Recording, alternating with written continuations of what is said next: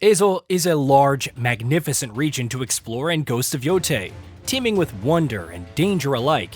As a bounty hunter seeking to hunt her family's killers, Atsu has her hands full trying to survive. Exploration can provide numerous advantages, whether it's onsen to increase one's max health, or vendors for upgrading armor and certain weapons. But what should you keep in mind while pursuing the path of vengeance? Here are 14 useful tips and tricks. Weapon priority.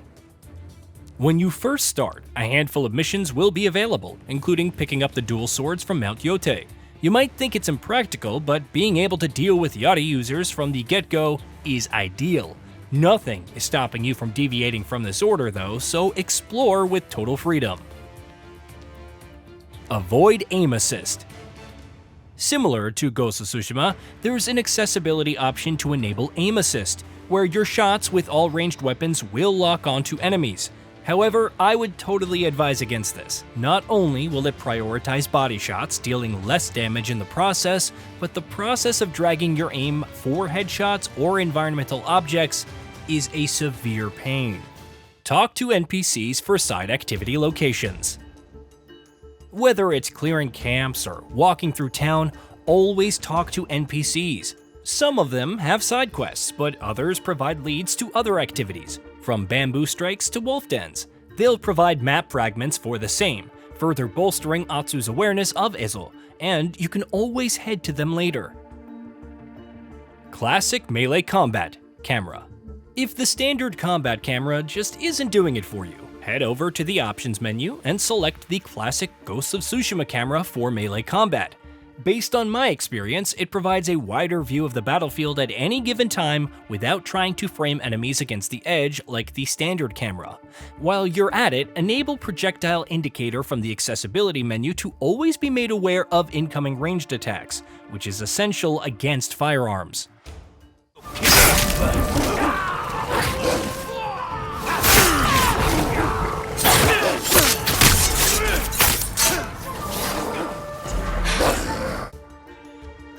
Hardening Spirit.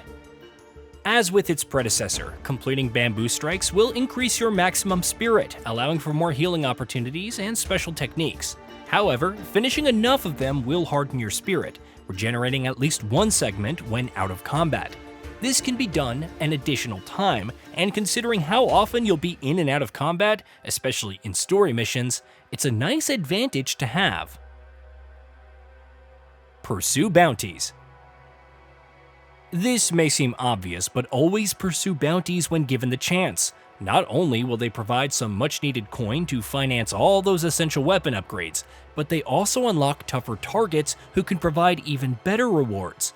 Besides, some of the stories and fights are pretty fun and unique.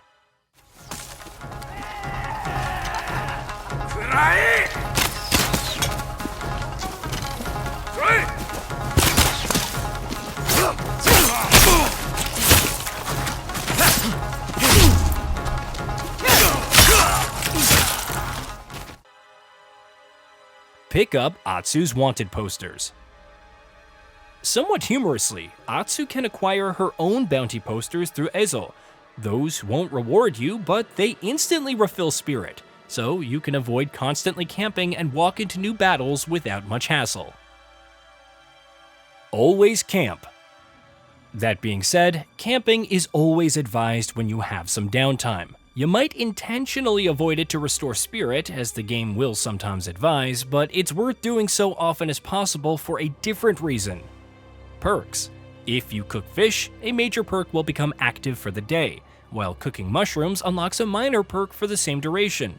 They're randomly assigned, so you might not always get a major offensive or defensive perk, but it's still an advantage. If that wasn't enough, an additional bonus spirit is provided for a temporary amount of time. Camping with the Wolf Pack. You'll probably remember that members of the Wolf Pack, especially the vendors, will visit Atsu when she camps, but this isn't always guaranteed to happen.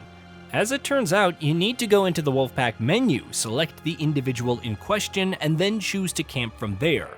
While it may seem impractical, it does ensure regular camping without any interruptions.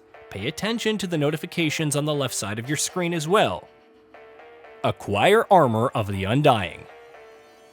Rumors about the Undying Samurai will undoubtedly reach Atsu's ears, and that means embarking on a quest where you need to follow the wind direction of bells. If that sounds moderately annoying, well, it is, but the reward is well worth it. The Armor of the Undying returns health on successful staggering of an enemy with the right weapon, i.e. using the Yari on dual swords and Kusarigama users, the dual swords on Yari users, etc. Its stats are also pretty good for duels, and the aesthetic is quite nice.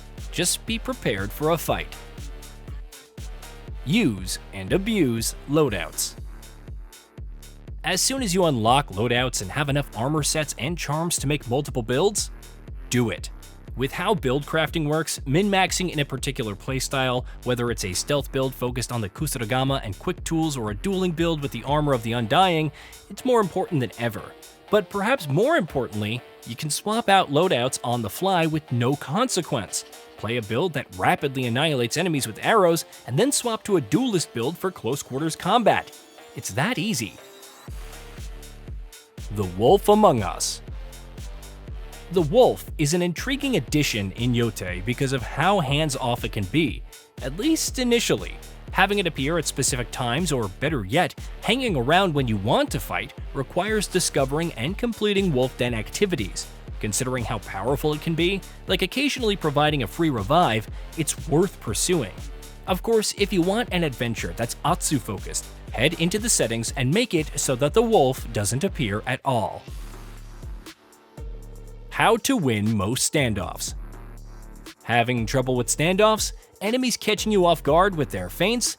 Watch their feet. On most occasions, they'll move their feet only when attacking for real. There are a few exceptions, but they're few and far between, and notably different from foot movement during actual attacks. Just don't try to fight in tall grass and you'll be fine. Useful skills to unlock. Despite the linearity of progression, there's a wealth of useful skills to unlock. Deflecting strikes on the dual blades is a must since it allows for deflecting Yari attacks with heavy strikes, essentially trivializing them. You'll also want Roll for more easily evading red attacks and extinguishing fires. Onryo's Will is a must for how early you can get it because it provides a self-revive for 3 spirit, which can be reduced to 2. Hey, did you know that we at Gaming Bolt upload new videos every day? Stick around, drop a like, subscribe, and hit that bell. And let us know what kind of content you'd like to see in the future with a comment below.